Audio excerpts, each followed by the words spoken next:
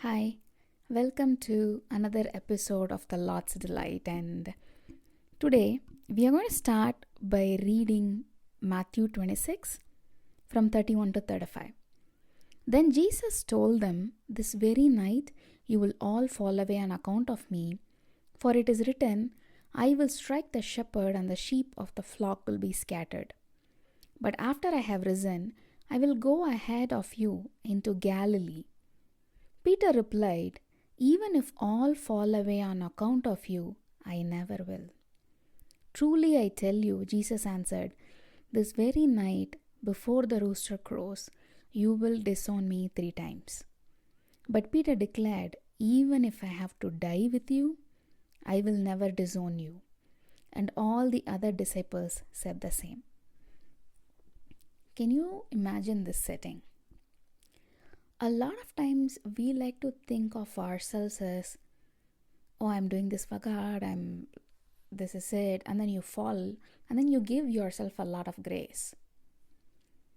I'm not saying it's wrong that you have to be like, "Oh, I did this, I'm wrong," like self-criticism. That's not the way to go.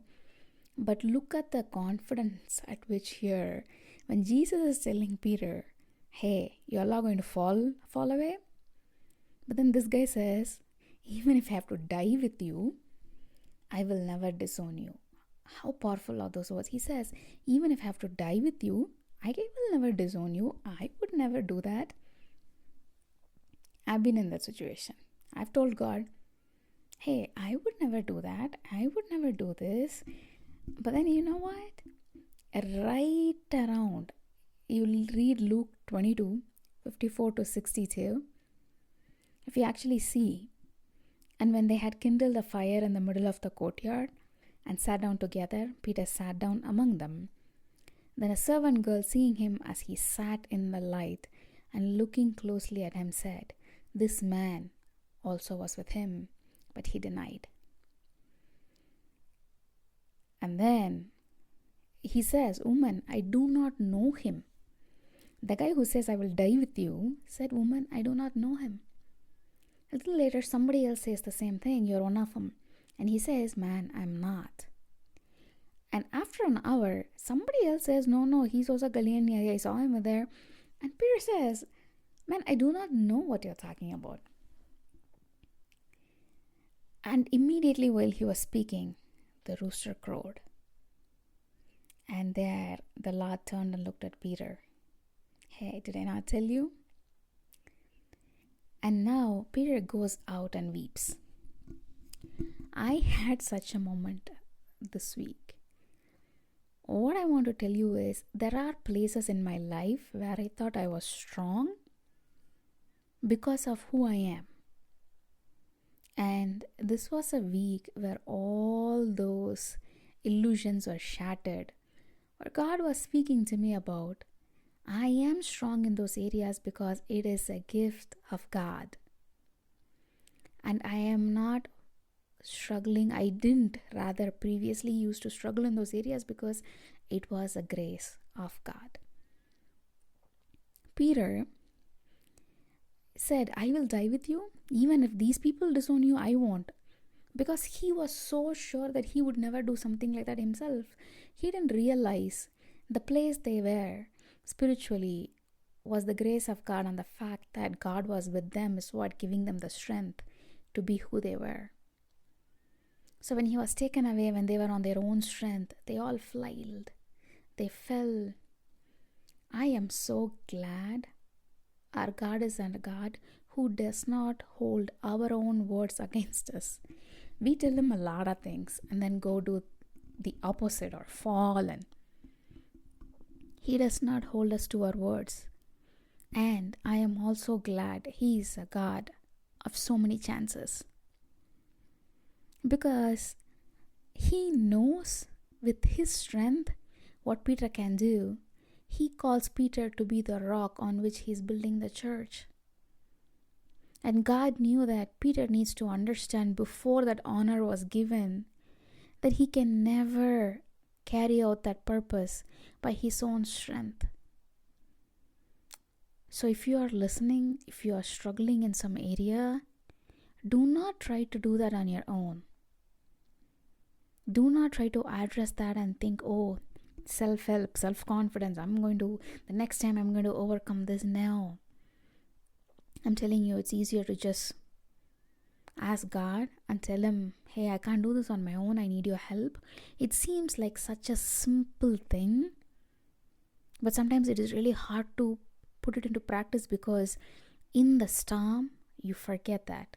You don't see it. And it's not just with Peter. He's also a God of second chances with Jonah, the guy who ran away. God had such grace for him. And I also want to point out Job. Yes, Job was called righteous by God. But some of his words and what he spoke against God actually came and asked, who are you to question me? I'm God. And there is so many chances. Saul to Paul. This was a guy going to persecute the Christians. He was a murderer, ended up becoming one of the Christian preachers he himself was persecuting. I am so thankful that God is not looking at me and looking at my character, not just something that I can do on my own or whom I could be. He is looking at me as who I could be with the help of the Holy Spirit. And also, he knows once I give in to him, lean on him, take the lighter yoke, he can accomplish a lot through me when I'm just available. If I don't try to, throw all my own self in there and try to do what I think is best. But it's hard. I guess it is harder to figure out what is availability and what is using God-given gifts.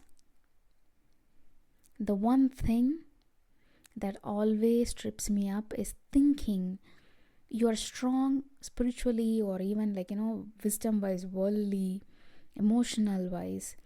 The areas that you are strong is still a gift from God. A lot of times you are strong in those areas because of the Holy Spirit is helping you, the counselor who is strengthening you, who is actually praying for you when you don't even know you need prayer. And I just want to say this to you. We all think we are very strong in certain areas, spiritually, emotionally, intelligence-wise.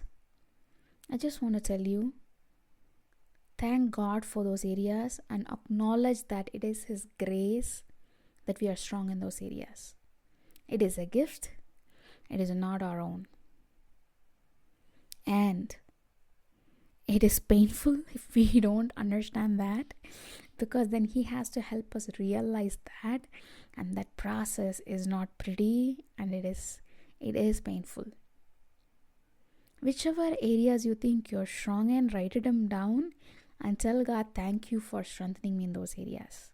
It is not you, it is God. So with the help of the Holy Spirit, you're strong in those areas. Yes, it is coming from a place of personal experience. And when you get to the point you realize that, I guess, is when God starts to work on another area of your life. It is an ongoing process. Sanctification is lifelong. Just don't get tired if you're a perfectionist. That is something I have to keep reminding myself constantly. I am going to attain my fullness through Christ, not by my own works. Yes, my spirituality is going to mature. My character is going to be refined. But the fullness, I'll get it at the end. But just enjoy the process that God has for you. Do not always wait to get to the end. That is the other reminder. Peter, the process that he went through, he was so confident when he said, you know what, God, I will not deny you. I will die with you. But then the process of being pointed out, falling, failing publicly. He said publicly, and then he denied publicly. It's not an easy thing. Because then after he went back with Christ, people would have made fun of him. You said you didn't know him. Now you are preaching him. But then guess what? He endured that. And so I just encourage you, be encouraged. 1. Any areas you're strong in, it is a grace and gift of God. 2. He's a God of many chances. And 3. Let us be thankful that He does not hold our words against us, like a promise that we hold His words for. And I am so thankful for that. So enjoy your week. I'll talk to you next week. Bye.